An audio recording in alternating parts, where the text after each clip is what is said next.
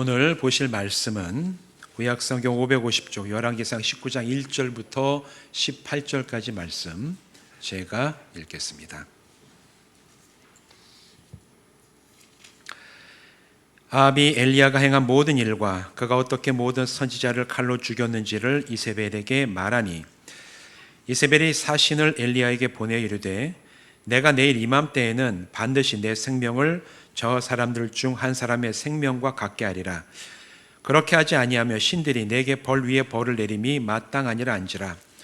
그가 이 형편을 보고 일어나 자기의 생명을 위해 도망하여 유다에 속한 브엘세바에 이르러 자기의 사환을 그곳에 머물게 하고 자기 자신은 광야로 들어가 하룻길쯤 가서 한 로뎀 나무 아래에 앉아서 자기가 죽기를 원하여 이르되 여호와여 넉넉하오니 지금 내 생명을 거두시옵소서. 나는 내 조상들보다 낫지 못하니이다 하고 로뎀 나무 아래에 누워 자더니 천사가 그를 어루만지며 그에게 이르되 일어나서 먹으라 하는지라. 본즉 머리맡에 숯불이 구운 떡과 한 병 물이 있더라. 이에 먹고 마시고 다시 누웠더니 여호와의 천사가 또 다시 와서 어루만지며 이르되 일어나 먹으라. 내가 갈 길을 다 가지 못할까 하노라 하는지라. 이에 일어나 먹고 마시고 그 음식물의 힘을 의지하여 40주 40야를 가서 하나님의 산 호렙에 이르니라. 엘리야가 그곳 굴에 들어가 거기서 머물더니 여호와의 말씀이 그에게 임하여 이르시되 엘리야야 내가 어찌하여 여기 있느냐. 그가 대답하되 내가 만군의 하나님 여호와의 열심히 유별하오니 이는 이스라엘 자손이 주의 언약을 버리고 주의 제단을 헐며 칼로 주의 선지자들을 죽였음이오며 오직 나만 남았거늘 그들이 내 생명을 찾아 빼앗으려 하나이다. 여호와께서 이르시되 너는 나가서 여호와 앞에서 산에 서라 하시더니 여호와께서 지나가시는데 여호와 앞에 크고 강한 바람이 산을 가르고 바위를 부수나 바람 가운데 여호와께서 계시지 아니하고 바람 후에 지진이 있으나 지진 가운데서 여호와께서 계시지 아니하며 또 지진 후에 불이 있으나 불 가운데에도 여호와께서 계시지 아니하더니 불 후에 세미한 소리가 있는지라. 엘리야가 듣고 겉옷으로 얼굴을 가리고 나가 굴 어귀의 섬에 소리가 그에게 임하여 이르시되 엘리야야 내가 어찌하여 여기 있느냐. 그가 대답하되 내가 만군의 하나님 여호와께 열심히 유별하오니 이는 이스라엘 자손이 주의 언약을 버리고 주의 제단을 헐며 칼로 주의 선지자들을 죽였음이오며 오직 나만 남았거늘 그들이 내 생명을 찾아 빼앗으려 하나이다. 여호와께서 그들에게 이르시되 너는 내 길을 돌이켜 광야를 통하여 다메섹에 가서 이르거든 하사엘에게 기름을 부어 아람의 왕이 되게 하고 너는 또 님시 아들 예후에게 기름을 부어 이스라엘의 왕이 되게 하고 또 아벨 몰라 사바세 아들 엘리사에게 기름을 부어 너를 대신하여 선지자가 되게 하라. 하사엘의 칼을 피하는 자는 예후가 죽일 것이요 예후의 칼을 피하는 자는 엘리사가 죽이리라. 그러나 내가 이스라엘 가운데에 7,000명을 남기리니 다 바알에게 무릎을 꿇지 아니하고 다 바알에게 입맞추지 아니한 자니라. 아멘. 기도하고 말씀 나누겠습니다. 하나님, 오늘 우리가 또한 이렇게 모여서 예배드리게 하심을 진심으로 감사를 드립니다. 이것이 복이고 또 말씀을 나눔이 우리의 은혜가 됩니다. 이제 이 말씀의 시간 성령님 우리의 심령 가운데 오셔서 우리의 영혼을 새롭게 하시고 진리의 빛을 비추어 주심으로 이 말씀이 내 영혼의 생명이 되게 하시고 우리가 나갈 믿음의 방향과 흔들 진리의 깃발 되게 하여 주시옵소서. 예수님의 이름으로 간절히 축복하며 기도하옵나이다. 아멘. 오늘 이 시간 이곳에서 또 온라인으로 예배드리시는 모든 분들 주님의 이름으로 축복합니다. 지난주에 이어서 이 시간에도 오늘 우리가 읽은 이 열왕기상 19장에 나오는 엘리야의 말씀을 통해서 하나님께서는 이 사람의 약함을 통해 무엇을 드러내시는가 여기에 대해서 함께 우리가 살펴보려고 합니다. 19장 바로 앞에 있는 18장의 이야기도 우리가 지난주에 나눴죠. 18장을 보면 엘리야가 우상의 선지자들과 갈멜살 대결에서 크게 승리하였다. 아주 읽으면 통쾌하고 재미있는 이야기가 바로 19장 앞에 있는 18장에 펼쳐집니다. 그런데 한 장을 넘기면 19장에서 그런 승리가 무색하게 악한 왕비 이세벨이 엘리야를 죽이려고 위협을 하고 결국 엘리야는 급하게 도망해서 브엘세바 너머에 광야로까지 나가 차라리 나를 죽는 게 낫다고, 차라리 내가 죽는 게 낫다고 하나님께 부르짖다가 탈진해서 쓰러지는 모습이 오늘 우리가 읽은 이 말씀 가운데 나오지요. 이처럼 약한 모습으로 쓰러진 엘리야를 다시 일으켜 세우신 것은 하나님께서 보내신 천사였어요. 엘리야가 스스로 힘을 낸 것도 아니고 차라리 날 죽여주세요 부르짖던 엘리야를 일으켜 세우시고 또 떡과 물을 먹이고 기력을 회복하게 하고서 엘리야를 하나님의 산 호렙으로 나아가게 하십니다. 그리고 이 호렙산으로 가는 40일 밤낮을 엘리야는 하나님이 주셨던 그 물과 떡의 힘을 의지했다. 이렇게 오늘 본문 8절 말씀은 얘기하고 있어요. 여러분, 사람이 하루 이틀만 안 먹어도 눈앞이 팽팽 돌고 오직 먹을 것만 생각하는데 이 엘리야가 다시 일으켜 세움을 받고 하나님 주신 구운 떡과 한 병의 물을 마신 다음에 오늘 본문 말씀을 보면 그가 40일 주야를 걸어서 하나님의 산 호렙으로 나가는 기간 동안 그는 하나님이 주셨던 그 음식물의 힘을 의지했다. 이렇게 얘기를 하고 있습니다. 하나님이 주신 이 음식은 풍성하지도 않아요. 어쩌면 평범하다 못해 초라해 보이는 음식의 힘을 가지고 광야를 지나서 하나님을 만나야 될 그 산 호렙에 나아가는 이 40일 동안 엘리야는 아마 여기서 분명하게 배운 게 있을 겁니다. 처절하게 절망하고 약해졌을 때 비로소 하나님만 의지한다는 것이 무엇인지를 아마 이 광야의 40일을 그가 걸어가면서 하나님 앞에 나아가는 기간 동안 그는 경험하고 배울 수밖에 없었을 것 같아요. 여러분이 광야는 18장에 나오는 갈멜산과는 전혀 다른 장소입니다. 성지순례 가면 갈멜산에 한번 꼭 가보게 되는데 이 갈멜산이 위치해 있는 이스르엘이라는 지역은 평야 지역 가운데에 서 있는 산이거든요. 굉장히 곡창지대예요. 물도 많고 식물도 잘 자라서 아주 곡식이 많이 나고 그 가운데 세워져 있는 갈멜산은 나무도 많습니다. 아주 좋은 지대예요.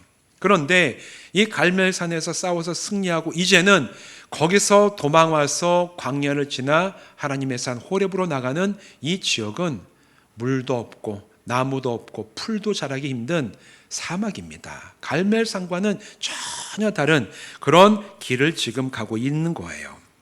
이 광야를 지나갈 때 갈멜산에서 많은 백성과 수백 명의 이방 선지자들이 엘리야를 쳐다봤어요. 하지만 광야에서는 아무도 엘리야를 보는 사람이 단 한 사람도 없었습니다. 그리고 광야에서는 쌓을 제단도 없고 그리고 엘리야가 마음에 자신감을 가지고 비웃을 우상들, 이방신들의 선지자들도 없었습니다. 세상의 부귀영화나 화려한 성공과 승리도 광야에서는 아무 소용이 없었습니다. 광야가 이런 곳이에요.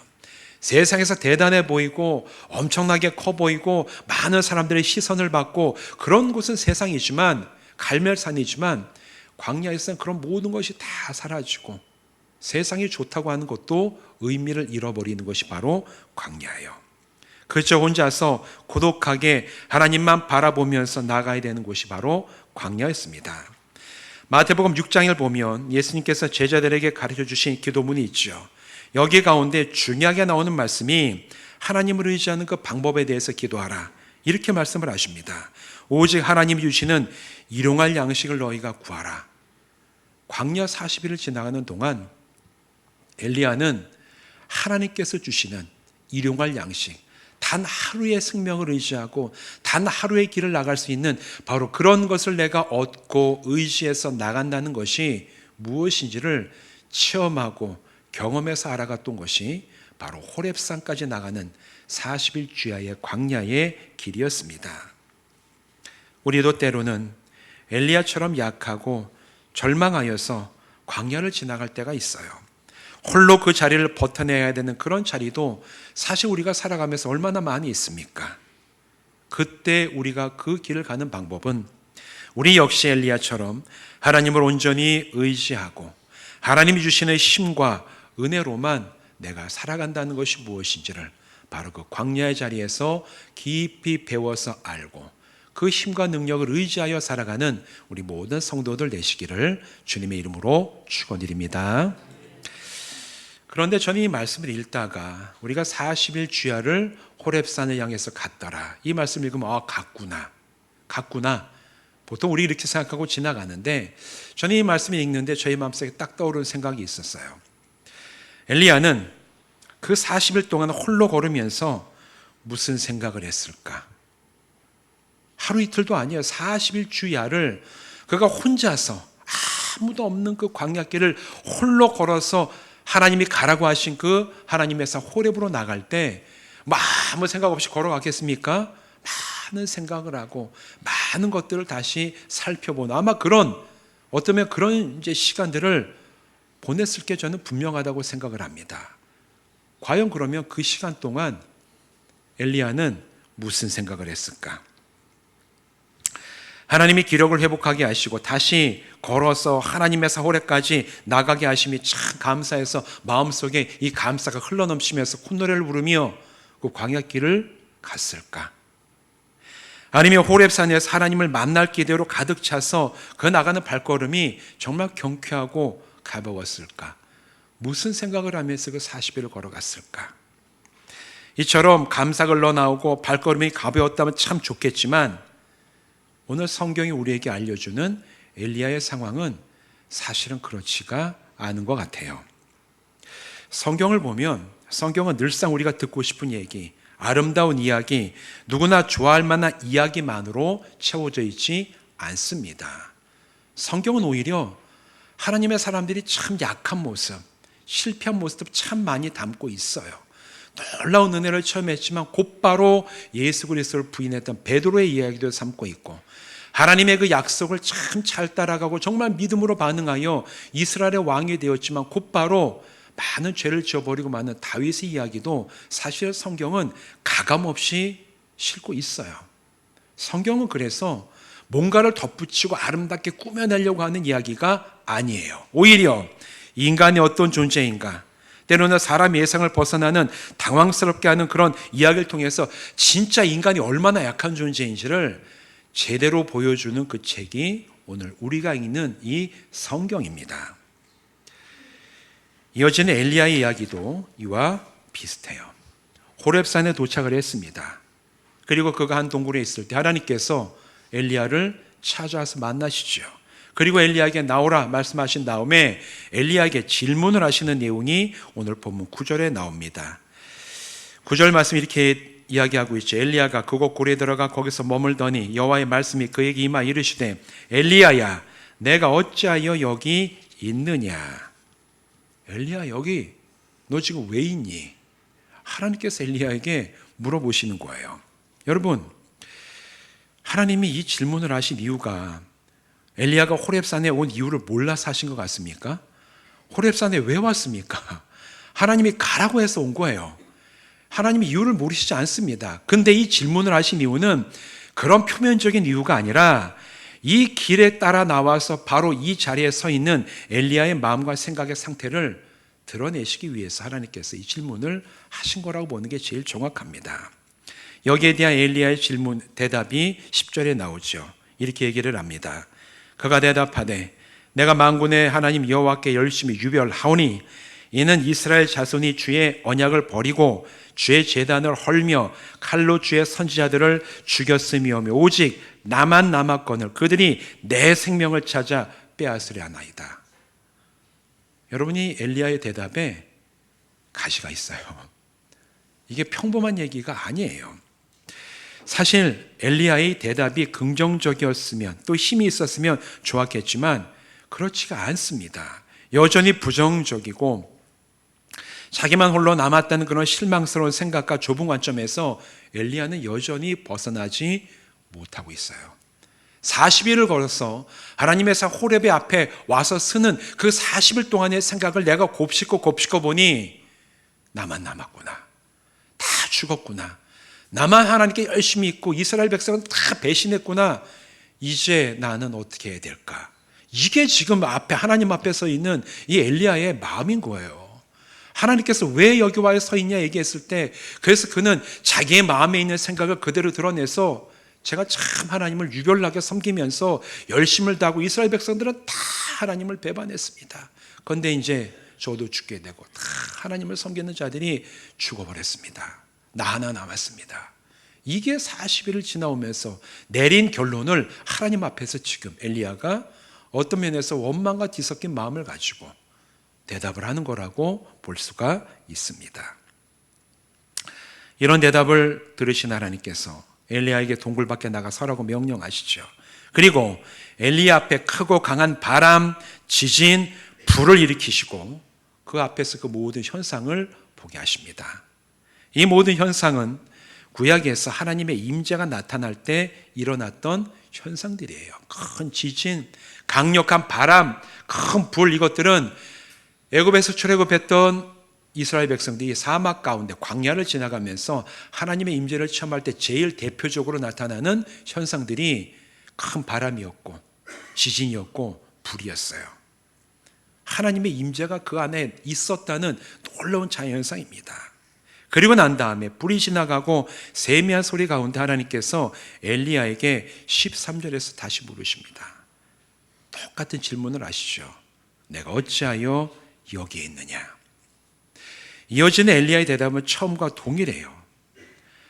하나님의 임재와 하나님이 임재하신다는 놀라운 그 현상을 목격했음에도 여전히 엘리야는 자기의 생각을 바꾸지 않았어요. 저는 하나님을 향해 열심히 있었는데 그 열심을 가지고 제가 하나님을 섬겼지만 이스라엘 백성은 다 하나님을 배반하고 하나님의 제단을 다 없애버렸고 이제 다 죽여서 나 혼자 남았습니다. 여전히 변하지 않는 그 생각을 가지고 하나님 앞에 대답을 합니다. 변하지가 않았어요. 하나님의 놀라운 임재, 현상을 체험했음에도 불구하고 여전히 엘리야는 자기의 생각을 바꾸지 않았습니다. 그렇다면 이제 엘리야는 더 이상 회복의 가능성이 없는 겁니까? 이 정도 되면 좀 변화돼야 되는데, 아니 이 정도 됐는데도 여전히 변화되지 않고 자기의 생각을 바꾸지 않고 자기의 판단을 여전히 그냥 고수하고 있는 엘리야, 여전히 절망스러운 생각에 사로잡혀 있는 엘리야, 변화될 가능성이 없을까요? 회복이 안 될까요? 더 나아가서 엘리야를 통해 이루어 가시려는 이 하나님의 사역들은 그럼 이제는 멈춰야 되는 겁니까? 어떻게 해야지 엘리야는 하나님의 은혜와 능력으로 회복되어 다시 엘리야를 나가게 하시는 그 길 가운데 나가게 될 수가 있을까? 사실 오늘 본문은 여기에 대한 얘기를 하고 있는 겁니다. 이런 상황에서 하나님은 여전히 회복되지 못한 듯 보이는 엘리야에게 새로운 명령을 내리십니다. 15절과 16절에 하나님께서 그 내리시는 명령의 내용이 기록이 되어 있죠. 우리 15절 16절 말씀 같이 읽어볼까요? 시작. 여호와께서 그에게 이르시되 너는 내 길을 돌이켜 광야를 통하여 다메섹에 가서 이르거든 하사엘에게 기름을 부어 아람의 왕이 되게 하고 기름을 부어 이스라엘의 왕이 되게 하고 또 아벨 몰라 사바세 아들 엘리사에게 기름을 부어 너를 대신하여 선지자가 되게 하라. 아멘. 아니 여전히 엘리야가 부정적이고 약함이 회복된 것 같지 않아서 오히려 약함을 좀 위로하고 아니다, 너 힘내라, 괜찮다, 뭐 이런 얘기를 좀 하고 다독여야 그나마 부정적이고 좁아지는 그 엘리야의 생각과 관점이 바뀌고 회복될 듯한데 하나님이 내리신 처방은 달랐어요. 갑자기 명령을 하십니다. 광야로 돌아가라. 40일 동안 지나왔던 그 광야로 다시 나가라. 그리고 그 길로 나가서 이스라엘의 적국인 다메섹, 아람, 수리아 왕국으로 가서 그곳에서 하사엘에게 기름을 붓고 이스라엘로 들어가면 님시 아들 예후에게 기름을 붓고 그리고 사바세 아들 엘리사에게 가서 기름을 부어라. 이렇게 명령을 하십니다. 여전히 부정적이고 약해 있는 상태, 그런 엘리야의 그 상태에는 별로 그런 상황을 고려하지 않는 것 같은 명령이에요. 뭐가 좀 회복하고 그게 아니라 다시 가라, 광야로. 이게 하나님의 명령이었습니다. 되게 뭐가 좀 안 맞는 것 같이 보여요. 이게 안 맞는 게 맞습니다. 하나님께서는 엘리야의 약함이 회복되는 것, 부정적인 생각과 관점이 달라지는 것 자체가 하나님의 목적이 아니에요. 오늘 이 말씀을 쭉 보고 엘리야 이야기를 보면 엘리야가 이렇게 약해 있으니까 그냥 엘리야가 약한 거 그냥 위로하고 너 힘내라, 너 괜찮다, 그 정말 약해 있는 상황, 좌절스러운 감정을 회복시키고 그냥 한번 일어나 봐라, 이런 상태에 머물게 하시는 게 하나님의 목적이 아니라는 걸 분명하게 오늘 말씀이 드러내고 있습니다. 하나님께서 엘리야를 회복시키시는 이유는 그를 통해 이루시고 이끌어 가실 하나님의 일이 있기 때문이에요. 회복시키려는 그것 자체가 하나님의 목적이 아니라 하나님의 사람이었던 엘리야가 약하고 절망스럽고 좁아져 있는 그 생각을 넓히고 회복하고 새 힘을 얻어서 하나님께서 주시는 그 사명과 사역을 잘 감당하도록 하시는 게 하나님의 궁극적인 목적임을 오늘 본문은 우리에게 이야기해 주고 있습니다. 그래서 엘리야가 여전히 하나님과 상관이 있는 사람이고 하나님의 말씀이 그를 통하여 실천되어야 할 것이기 때문에 하나님은 엘리야를 회복시키시는 거예요. 회복하는 것 자체가 목적이 아니라 하나님의 사람이고 하나님이 가게 하시는 길이 있기 때문에, 그를 통해 이루시고자 하시는 하나님의 뜻이 있기 때문에 그것을 위해서 하나님은 지금 엘리야를 회복시키기 위해서 광야로 다시 돌아가라고 말씀을 하시는 겁니다. 그렇기 때문에 엘리야는 자신의 약함, 우울한 상태, 나의 좁아진 생각에만 집중해서는 회복이 될 수가 없어요. 하나님께서 그에게 주시는 명령을 따라 순종하여 다시 광야의 길로 나아갈 때 그는 놀랍게 회복되고 새로운 능력과 은혜로 충만케 함을 받을 것입니다. 그 자리에 서서 날 좀 새롭게 해주세요 이게 아니라 하나님께서 그런 엘리야를 보시면서 다른 말씀 없이 다시 가라, 광야로. 그리고 광야를 통해서 적국으로 돌아가라. 이제 이렇게 말씀하신 하나님의 말씀에 그가 순종할 때 엘리야가 회복될 것이고 그의 생각이 바뀔 것이고 그를 통해서 이루어가시고자 하신 하나님의 말씀과 계획이 여전히 변함없이 주님의 은혜와 능력 가운데 이루어져 갈 것입니다. 이 같은 영적인 원리는 오늘 저와 여러분에게도 동일하게 적용돼요. 때로 우리 역시 믿음의 여정을 가는 동안에 지치고 약해질 때가 있습니다. 아무리 믿음이 좋은 사람도 낙심과 우울함이 찾아올 때가 있어요. 내 믿음이 이게 바른 건가? 왜 하나님은 나의 기도에 응답하지 않으시는 건가? 나의 믿음이 얕은 건가? 자기 믿음이 흔들릴 때도 있고 낙심감이 들 때도 있고 하나님과 내가 동행하지 못하는 것처럼 느껴질 때도 있어요. 그리고 모든 것이 내 힘과 능력을 넘어서는 것이라고 무기력함을 느낄 때도 있습니다. 그런데 그럴 때에 나의 약함, 나를 낙심되게 하는 상황에 몰입하고 그것만 묵상해서는 여러분 절대로 회복하기 어렵습니다. 내 약함, 나의 한계, 나를 둘러싸고 있는 나 여러 가지 상황, 이것만 바라보고 이것 때문에 내가 지금 이러고 있다, 이 상황과 나의 약함만을 묵상해서는 절대로 회복하지 못해요. 대신에 해야 될 것이 있습니다. 그곳에서 바로 나를 약하게 하는 바로 그 자리에서 나와 하나님의 관계가 어떤지 우리가 살펴봐야 됩니다. 내가 가는 믿음의 여정이 하나님 나라의 삶과 얼마나 일치되고 있는지를 다시 한번 우리가 나를 약해지게 하고 우울하게 하고 낙심되게 하는 상황에서 살펴봐야 돼요. 오늘 나의 삶은 하나님 나라의 삶과 얼마나 연관이 있는가? 오늘 나는 여전히 하나님과 관계 있는 삶을 살아가고 있는가? 살펴보시기를 바랍니다. 약한 나를 다시 일으켜 세우시고 회복해 하시는 것은 단순히 회복 그 자체가 목적이 아니라 하나님 나라의 삶을 내가 이 세상에서 살아가게 하시기 위해서 하나님은 오늘도 우리를 부르시고 오늘도 우리를 회복하게 하시고 오늘도 우리를 믿음의 길로 나가게 하시는 줄로 믿습니다. 이게 오늘 엘리야의 이 모습을 통해 우리에게 주시는 말씀이에요. 나의 생각, 나의 감정에 사로잡혀 세미하게 들린 하나님의 음성을 알아차리지 못하는 사람은 그냥 그 자리에 머물러 있을 수밖에 없어요. 참된 회복을 경험할 수가 없습니다. 하지만 약할 곳 그때가 하나님을 진실되게 의지하는 때임을 아는 사람, 내 힘만 가지고는 일어설 수 없을지라도 일용할 양식으로 채우시고 세우시는 하나님의 은혜를 경험하는 사람은 다시 하나님 앞에 설 수 있습니다. 세미한 하나님의 음성을 듣고 그 음성에 순종하며 나가는 사람은 세상에 줄 수 없는 하나님의 사랑과 은혜와 능력으로 참된 회복의 길로 나가게 될 것입니다. 오늘 본문 이후에 엘리야의 삶이 그러했어요. 전혀 엘리야의 상황을 고려하지 않은 것처럼 가라 광야로, 그리고 다메섹 예 이스라엘, 그리고 너의 후계자 엘리사를 세우라, 이렇게 하신 말씀 엘리야는 따랐습니다. 다시 광야로 가서 그가 나아갔어요. 그리고 난 이후에는 전혀 엘리야는 우울하고 낙심하고 자기의 한계 안에 있다는 이런 불평불만은 이후에 전혀 나오지 않아요. 오히려 그가 하나님의 맡겨주신 일을 잘 감당하다가 그의 마지막 때에 하나님이 보내신 불수레를 타고 하나님 앞에 들려 올라갔더라. 이게 엘리야의 이후의 삶의 마지막 모습이었습니다. 사랑하는 성도 여러분, 우리는 약합니다. 낙심과 무기력함이 찾아올 때도 있습니다. 하지만 그때에 우리는 하나님을 더 깊이 만나고 의지하는 자리로 우리를 부르신 줄로 믿으시기를 바랍니다.